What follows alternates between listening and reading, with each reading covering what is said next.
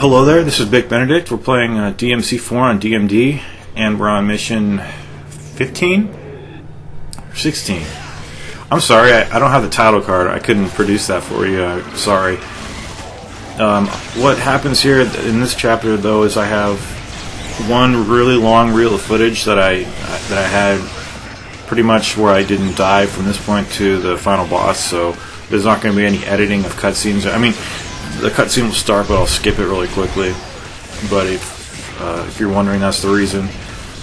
And I don't really know where the checkpoints are, so I think it might be after, right when you leave the laboratory and you're hitting the switch, right over there probably. Oh, you don't hit the switch, do you? It's already hit. Nero already hit it.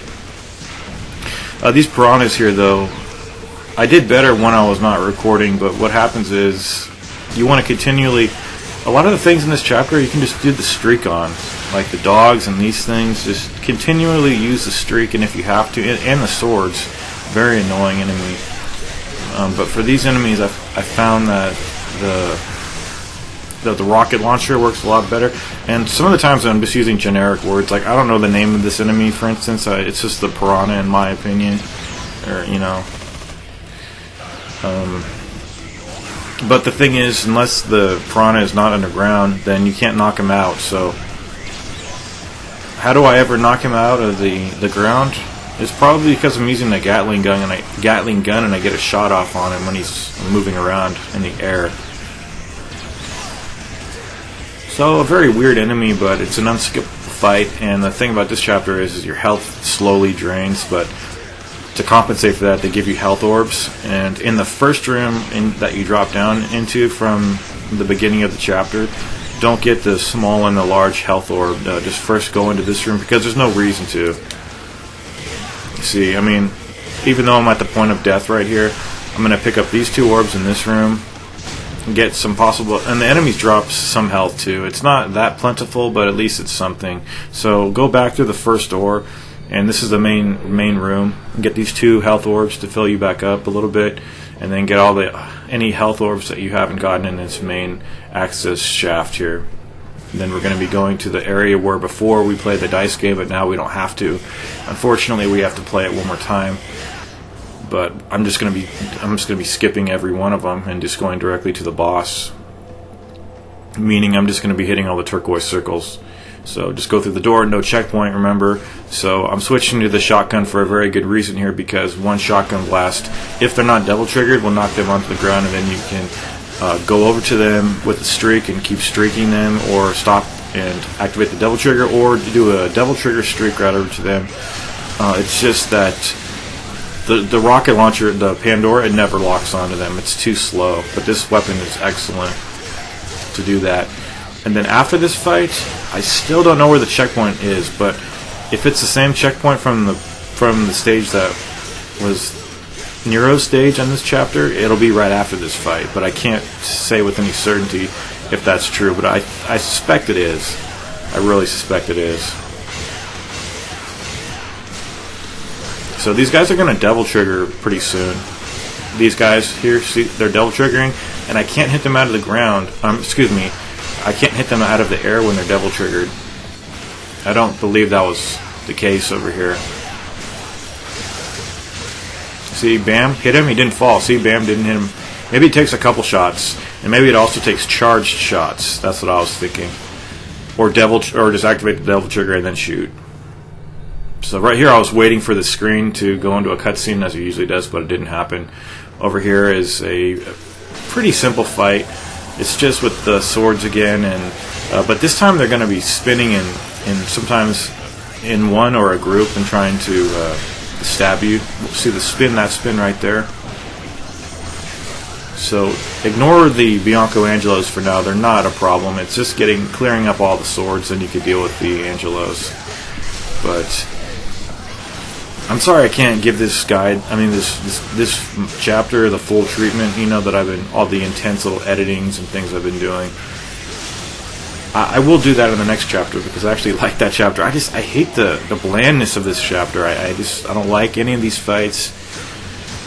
And I don't know. I just really don't enjoy this game much with Nero or Dante. So I did use a gold orb on the boss, and the reason for that is because I wasn't really trying to skillfully beat him. I was just waiting for openings to do the devil distortion on him. And there's a lot of openings to do it, but you have to be careful because he likes to move around a little bit and stab with the sword. So my reasoning for using the gold orb is I'll just replace it with the one in the next stage. And of course I could have said to myself, well, I should have conserved it and then I would have had 2 in the next stage, but I don't really care. I mean, I could just grind for a little bit more money or something. But to be all honest, I have not been like trying to buy my way out of a jam in this game the way you can. I mean, in this game and the third game, if you want to have 90 healing items before you start your campaign, that's your own choice, and you can have that if you want. I had about 40 just saved up, and then I bought some large ones and had all the holy waters accumulated from all the pickups on all the different difficulties. Unfortunately, though, on the hell and heaven difficulties and hell, they don't give you items because it's just like there's no reason to continue because you would just die in one hit. But those difficulties are kind of a joke because you can just fire one bullet at an enemy and he's dead. But the same goes for you, obviously. I would have no desire to play those difficulties. So I got off a couple of good distortions here, and that was only because they stayed still. But remember, use the Pandora to knock them over and then just kill them. Now, I have to admit that move that he does, it's pretty powerful of its own, but when you're incorporating the devil trigger during certain frames of that move, that's where you have to look up the devil trigger distortion tutorial on YouTube, because somebody did it a long time ago, and they did it frame by frame so you can see like when you're supposed to press the button. And it goes for like every one of his moves, if I'm not mistaken, having those frames where when you press the devil trigger, it's, you know, like the charges. I'm talking about like his charge attacks, I think, but I'm not the authority on this game. Like, people who I think are authorities on this game, I would definitely watch Kiernoth's run. He's really good, as well as the Godfather the Dictator, who I mentioned before. And he's doing a Last of Us run on grounded difficulty right now. I hope he finishes it because I can't help but watch. He's so good at that game, and the poor guy is playing like every chapter without continuing. And he was asking his subs, do you mind if I, play and continue if I get hit, restart from a checkpoint? And I personally, I don't care about it. I think he could if he wants to. Just doing it no damage is really... And it's not that. It's just watching him play. I don't care if it's no damage either. We come to these people for their personalities and for who they are, for their beliefs and their...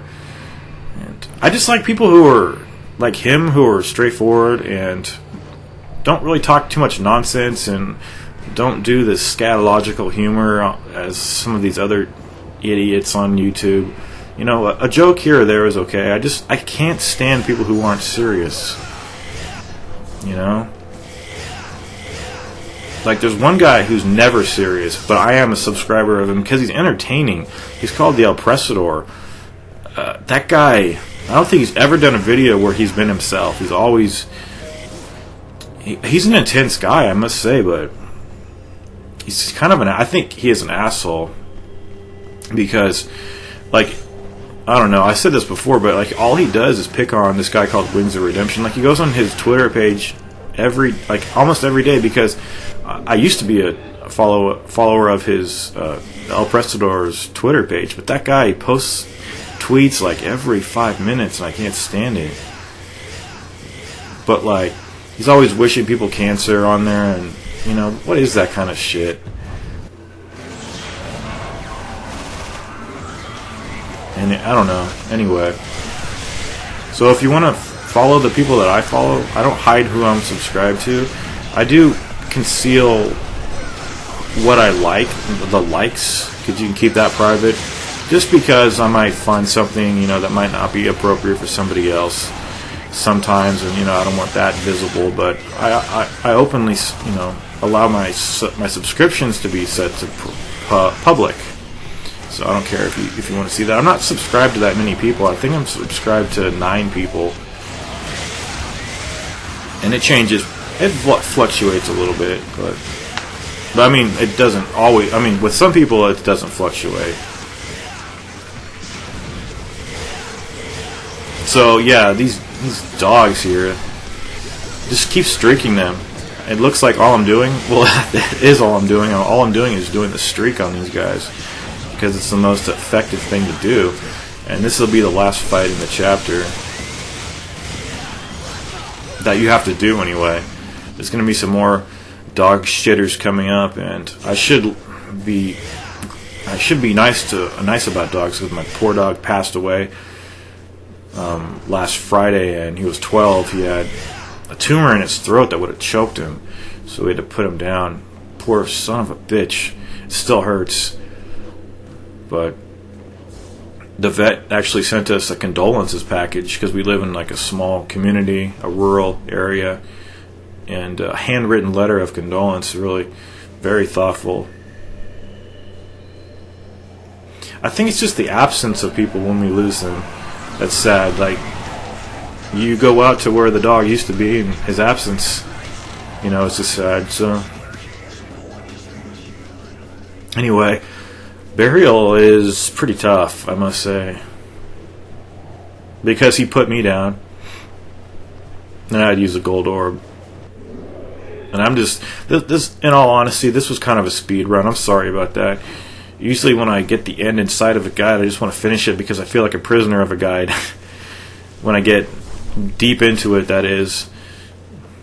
Just because it feels like there's obligation, and there is, But I never feel pressured like I have to do this or, my subscribers won't be happy. No, it's just personal. I just want to do it because I set out to do it, and I like to finish what I start. Okay, so burial, switch to your Gilgamesh here.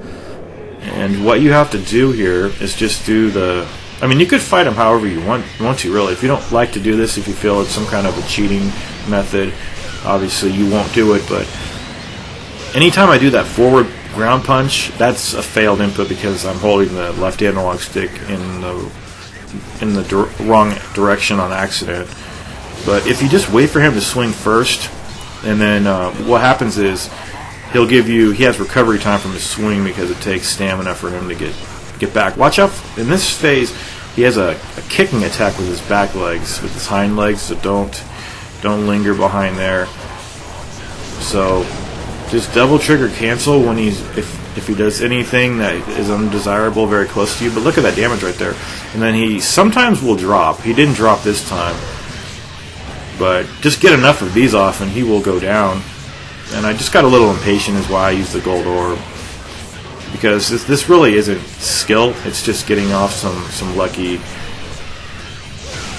distortion attacks. But it's still I don't consider it cheating though. This is a legitimate move in the game. It might be cheap in some people's eyes. But if I was watching somebody who was doing this, I wouldn't think it's cheap. I mean, it's a really good move. So, well, that was a lucky... See, that was DT canceling right there. So I'm a little timid about going right in front of him because, that's the most dangerous place in front of a boss like this.